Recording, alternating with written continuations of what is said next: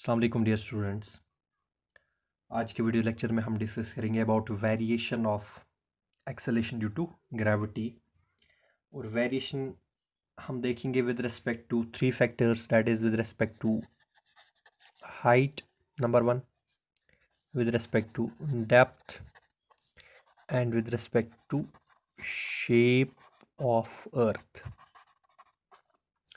Shape of earth एक और effect भी है जिसको हम कह सकते हैं effect of rotation of earth. ठीक है, तो वो हम डिस्कस नहीं करेंगे यहाँ पे। तो पहली चीज़ हम देखेंगे, अगर हम अर्थ की सरफेस से ऊपर जाएंगे यानी कि हाइट पे जाएंगे तो एक्सेलरेशन ड्यू टू ग्रेविटी कैसे चेंज होगी। ठीक है, तो मान लीजिए एक ऑब्जेक्ट है, ये सरफेस ऑफ अर्थ है, मास m, रेडियस कैपिटल R। एक ऑब्जेक्ट है h हाइट पे है, h हाइट पे है from the surface of Earth, तो वहाँ पे acceleration due to eight the surface of earth acceleration due to gravity का फॉर्मूला क्या होता है, gm divided by r square. ये हमने पिछले लेक्चर में देखा। तो एट हाइट h जी डैश, या हम लिखेंगे जी एच, कितना होगा g M divided by R plus H whole square. Mass पे कोई फ़र्क नहीं पड़ेगा, यानी कि जब हम ऊपर जाएंगे तो तब भी mass of total mass of Earth attract करेगा इस बॉडी को। तो पहला इफेक्ट है with respect to height, variation of acceleration due to gravity with respect to height. तो जी H is G M divided by R plus H square. तो इसको अगर हम ऐसे लिखेंगे, G H is equal to G M upon H, ये R square common निकालेंगे तो क्या आएगा, 1 + h/r होल स्क्वायर। ठीक है, तो वो बनेगा gm/r square into 1 + h/r raised power -2, यानी कि इसको हमने पावर को ऊपर लाया। ठीक है, तो 1 + h/r raised power -2।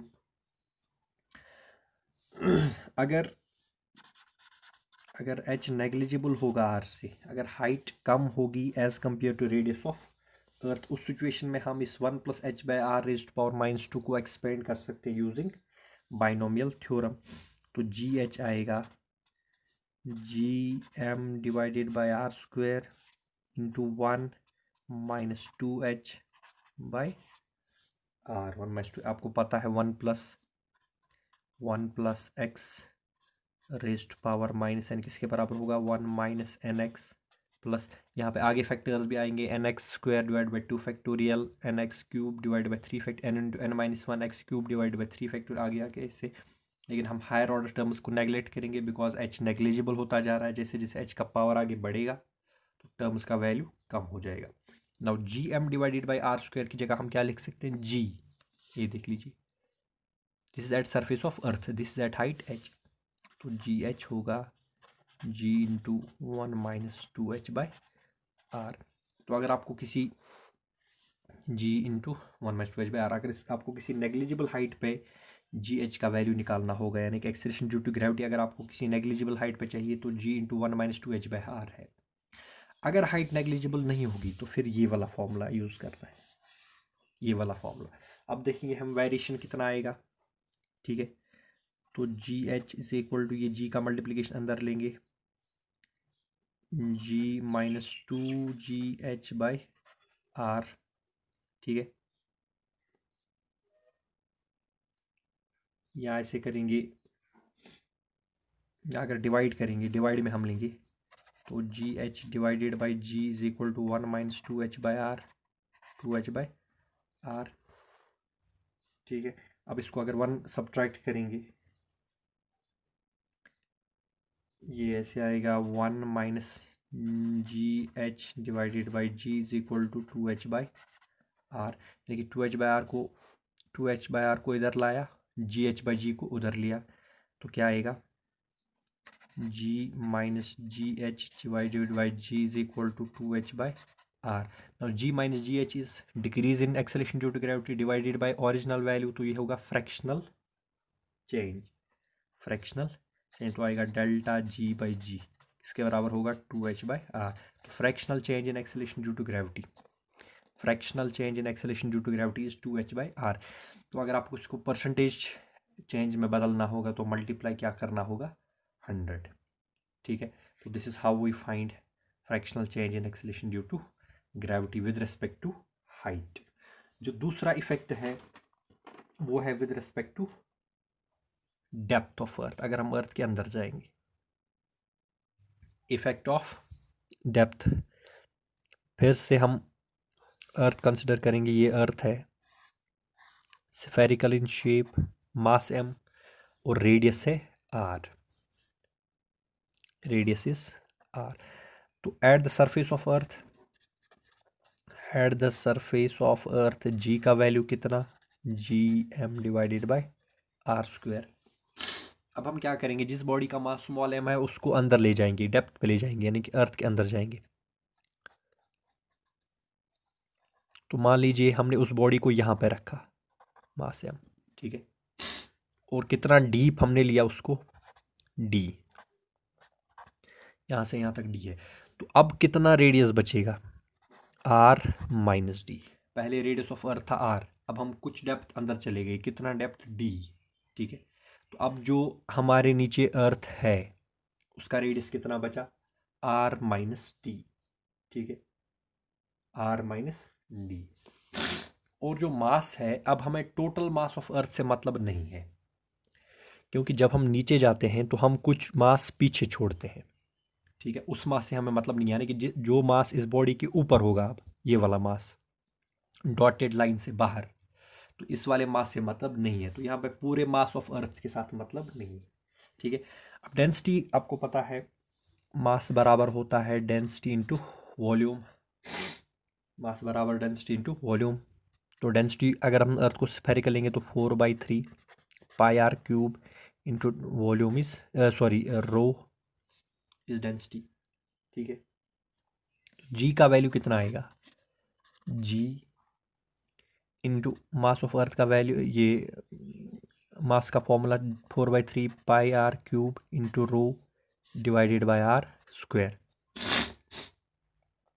Are r cancel हो जाएगा, आर स्क्वायर कैंसिल हो जाएगा, तो जी आएगा, ये आएगा 4/3 pi G R rho. This is value of acceleration due to gravity at the surface of Earth in terms of density, in terms of density. अब जब हम नीचे जाएंगे, अब जब हम यहाँ पहुँचेंगे डेप्थ डी पे, तो अब जो मास ऑफ अर्थ होगा, suppose that is m dash, that is m dash, तो वो किसके बराबर होगा, 4/3 पाई आर क्यूब नहीं, अब जो अर्थ हमारे पास है, जो स्फेयर है, उसका रेडियस है r माइनस डी का cube into density is rho, density is uniform. ठीक है,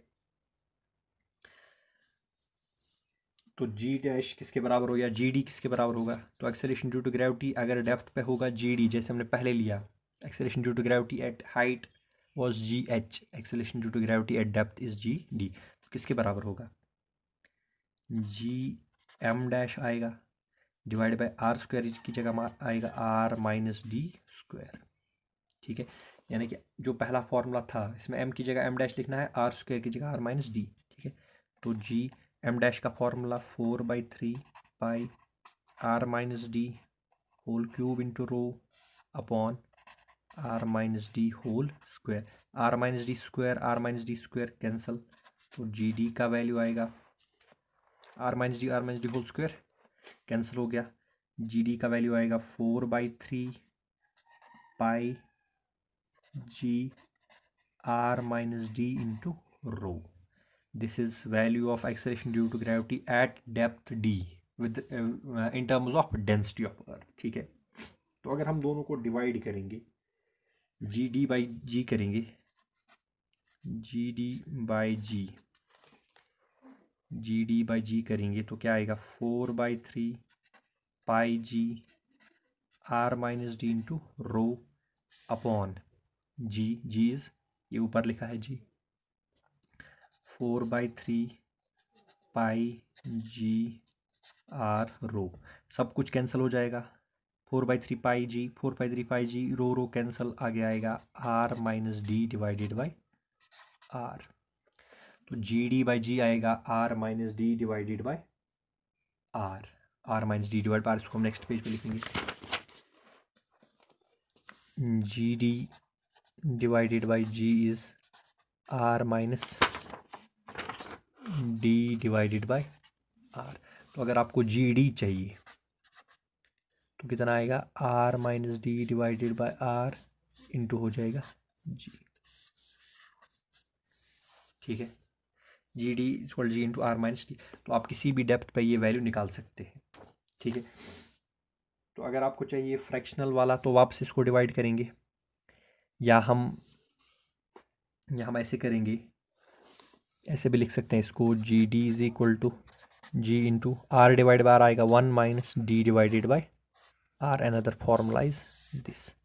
ठीक है, अगर आपको फ्रैक्शनल वाला चाहिए तो क्या करना है, G minus G D is equal to D divided by R. ठीक है, ये जब आप इसको खोलोगे जी वन ज़र जी, ठीक है, minus d by r, d by r को इधर लाया, ये बनेगा प्लस, तो जी इधर है, माइनस जी डी इधर लाया। ठीक है, डिवाइड करेंगे जी बाय बोथ साइड्स, तो G minus G D divided by G is equal to D divided bye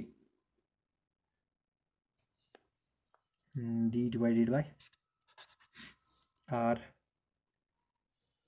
इसके साथ जी मल्टीप्लाई होगा जब आप इसको ब्रैकेट को खोलोगे। ठीक है, तो G minus G D divide by G, that is delta G by ji is equal to D divided by are. तो this is fractional decrease in acceleration due to gravity. अगर आप दोनों फार्मूलाज को देखोगे, ये जी डी का formula अगर मैं लिखूँगा जी एच का formula, g into 1 minus 2h by आर। ठीक है, ये हाइट वाला फॉर्मूला है, इसको मैंने साइड पे लिखा। ठीक है, ये डेप्थ वाला फॉर्मूला और ये हाइट वाला फॉर्मूला, अगर आप दोनों को कंपेयर करोगे, पहले हम देखेंगे इफेक्ट क्या है। जब हम हाइट पे जाएंगे तो एक्सेलरेशन ड्यू टू ग्रेविटी कम हो जाएगी या ज़्यादा, ये देखिए जी इंटू 1 माइनस, यानी कि जब आप इसको खोलोगे तो जी में से कोई चीज़ माइनस हो रही है, मतलब जी एच जी से क्या होगा, लेस। जब हम हाइट पे जाएंगे तो एक्सेलरेशन ड्यू टू ग्रेविटी कम होगी।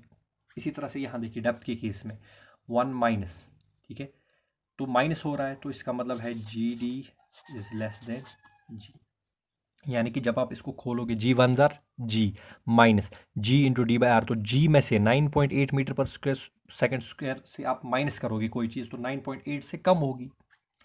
तो जब आप डेप्थ पे भी जाओगे तो एक्सेलरेशन ड्यू टू ग्रेविटी फिर से कम होगी।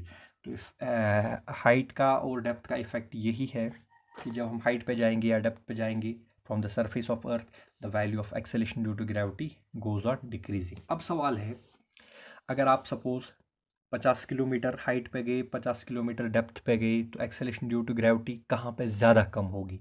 ये देखिए यहाँ पे 1 minus double height by r है 2h, यहाँ पे d है। ठीक है, तो विद रिस्पेक्ट टू हाइट ज़्यादा जल्दी डिक्रीज होगा क्योंकि इसमें सब्ट्रैक्शन ज़्यादा करना है। ठीक है, तो अगर हम बराबर हाइट और बराबर डेप्थ पे जाएंगे तो एक्सेलरेशन ड्यू टू ग्रेविटी कहाँ पे कम होगा, हाइट पे। ठीक है, तो ये दो इफेक्ट्स थे with respect to height and depth. Third effect जो है that is with respect to shape, effect of shape of Earth, Earth की शेप का। अर्थ अभी तक हम ले रहे थे स्फेरिकल इन शेप, जो कि एग्जैक्टली स्फेरिकल नहीं है, ये समवट इलिप्सॉइडल इन शेप है। तो यहाँ पे जो इक्वेटोरियल रेडियस होता है वो पोलर रेडियस से बड़ा होता है, कितना, 21 किलोमीटर। यानी कि इक्वेटर पे जो अर्थ का रेडियस होता है, it is somewhat like this, यानी कि ये वाला रेडियस जो है आर ई, ये खड़ा वाला रेडियस हो गया आर पी। पोलर वाला रेडियस कम होता है, इक्वेटोरियल वाला रेडियस ज़्यादा होता है। डिफरेंस कितना, 21 किलोमीटर, 21 किलोमीटर। तो रेडियस एट इक्वेटर यानी कि इक्वेटोरियल रेडियस ज़्यादा है। तो अगर हम इक्वेटर पे जाएंगे, इक्वेटर के किसी भी सरफेस ऑफ अर्थ पे किसी भी पॉइंट पे बैठेंगे ऑन इक्वेटर, तो एक्सेलरेशन वहाँ पे रेडियस ज़्यादा है। ठीक है, हमने देखा है कि जी का फॉर्मूला क्या है, g M divided by r square, यानी कि it is inversely proportional to radius square. तो जहाँ पे रेडियस ज़्यादा वहाँ पे एक्सेलरेशन ड्यू टू ग्रेविटी कम। तो इक्वेटोरियल रेडियस ज़्यादा है, तो इक्वेटर पे जो सरफेस ऑफ अर्थ के अकॉर्डिंग कोई भी पॉइंट होगा वहाँ पे एक्सेलरेशन ड्यू टू ग्रेविटी कम होगी। और पोल्स पे रेडियस कम है तो acceleration due to gravity poles पे ज़्यादा होगी। तो अगर कोई जाएगा इक्वेटर से पोल्स की तरफ तो एक्सेलरेशन ड्यू टू ग्रेविटी बढ़ जाएगी, अगर कोई आएगा पोल से इक्वेटर की तरफ तो acceleration due to gravity will decrease. तो this is effect of shape of Earth. तो इस तरह से हमने तीनों इफेक्ट देखे। ये मे भी कभी लॉन्ग आंसर क्वेश्चन भी आ सकता है एग्जाम में। तो आगे हम डिस्कस करेंगे इन नेक्स्ट लेक्चर।